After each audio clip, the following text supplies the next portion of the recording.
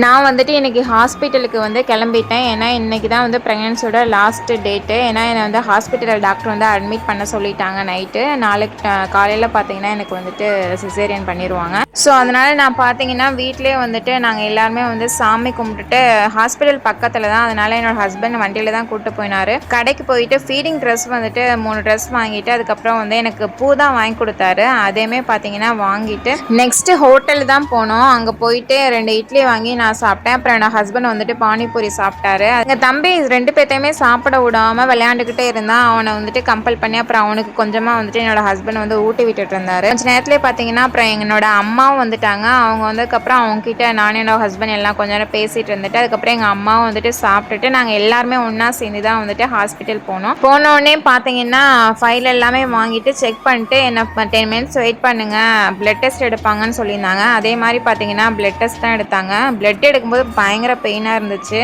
பெயினுக்கெலாம் நம்ம பயப்படக்கூடாது. நாளைக்கு இதை விட 4 மடங்கு பெயின் இருக்கும். அதை வந்து நம்ம தாங்கணும்னு சொல்லிட்டு மனசுக்குள்ளே